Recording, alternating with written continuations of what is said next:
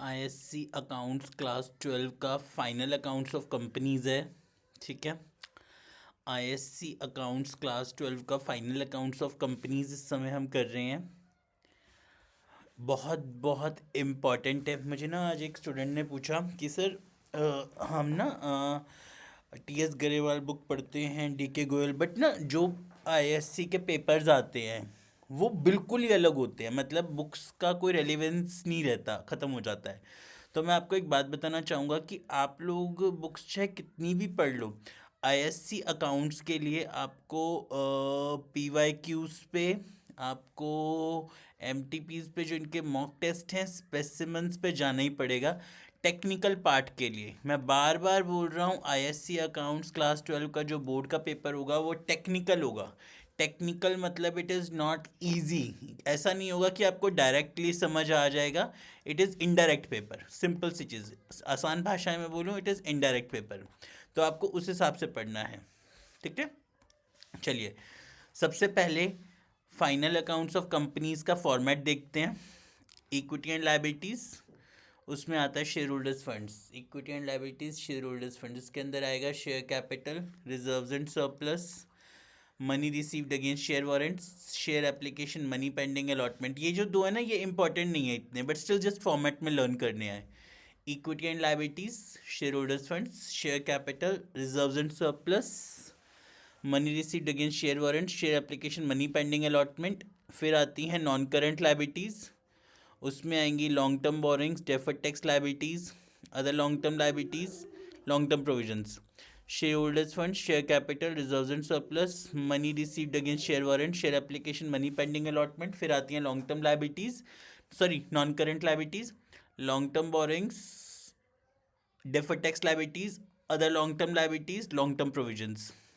फिर आती हैं current liabilities, short term borrowings, trade payables, other current liabilities, short term provisions. Okay. Equity and liabilities, उसमें आ गई हमारी इक्विटी एंड लायबिलिटीज़ में share holders fund, share capital, reserve and surplus, money received against share warrants, share application, money pending allotment, non current liabilities, long term borrowings, deferred tax liabilities, other long term liabilities, long term provisions, current liabilities, short term borrowings, trade payables, other current liabilities, short term provisions. Okay, एक बार फिर से लेते हैं। Equity and liabilities, final accounts of companies चल रहा है हमारा। ठीक है। एक format of balance sheet, equity and liabilities, share capital, reserves and surplus, non current share capital, reserves and surplus, money received against share warrant, share application, money pending allotment. दोबारा बंद कर दो, वो काका ने बोला होता। अरे 5 मिनट में आ रहा हूँ। Money received against share warrants, share application, money pending allotment. और उसके बाद आता है non current liabilities, long term borrowings, deferred tax liabilities, other long term liabilities, non long term provisions. उसके बाद आती हैं current liabilities, short term borrowings, trade payables, other current liabilities, short term provisions. Equity and liabilities, share holders funds, share capital, reserves and surplus, money received against share warrant, share application, money pending allotment, non current liabilities, long term borrowings, deferred tax liabilities, long term provisions, other long term liabilities. Non current liabilities में non current और long term एक ही चीज़ है। Current liabilities, short term borrowings, trade payables, short term provisions, other current liabilities. फिर आते हैं assets. Assets में आएंगे non current assets, उसमें आएंगे PP, property plant and equipment and intangible assets. उसमें सबसे पहले property plant and equipment, intangible assets, capital work in progress, intangible assets under development. PP के अंदर ये चार याद रखने हैं: property plant and equipment and intangible assets, property plant and equipment, intangible assets, capital work in progress, intangible assets under development. Non current investments, deferred tax assets, long term loans and advances, other non current assets। Property plant and equipment and intangible assets, उसमें आएंगे हमारे PP and intangible assets. Property plant and equipment, intangible assets, capital work in progress, intangible assets under development. Property plant and equipment and intangible assets, property plant and equipment, intangible assets, intangible assets under development, capital work in progress.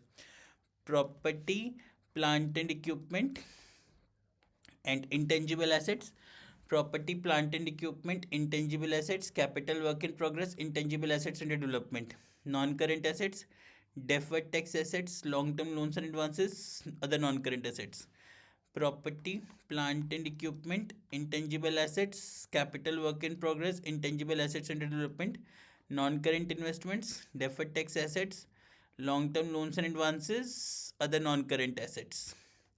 Property, plant and equipment, intangible assets, capital work in progress, intangible assets under development, non-current assets, deferred tax assets, और intangible assets under development, non current assets, deferred tax assets, long term loans and advances, other non current assets.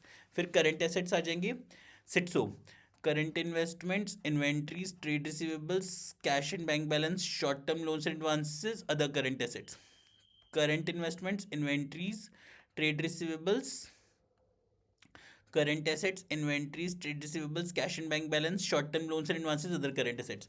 Final accounts के लिए एक बार इसका जो format है सबसे ज़्यादा important है. Equity and liabilities, shareholders fund, share capital, reserves and surplus, non current liabilities, long term borrowings, deferred tax liabilities, other non current liabilities, long term provisions, current liabilities, short term borrowings, short term loans and advances, short term provisions, trade payables, other current liabilities. Property, non-current assets, PP, property, plant and equipment, intangible assets, property, plant and equipment, intangible assets under development, capital work in progress, non-current assets, non-current investments, deferred tax assets, long-term loans and advances, other non-current assets. Non-current investments, deferred tax assets, long-term loans and advances, other non-current assets. Current assets, current investments, inventories, trade receivables, cash and bank balance, short-term loans and advances, other current assets. Property, plant and equipment, intangible assets, property, plant and equipment, intangible assets under development, capital work in progress, non-current assets, deferred tax assets, other long-term loans and advances, other non-current assets, long-term loans and advances. Current assets, SITSO, current investments, inventories, trade receivables, cash and bank balance, short-term loans and advances, other current assets. अब एक बार ना इसका अभी 5 minute देना, ठीक है.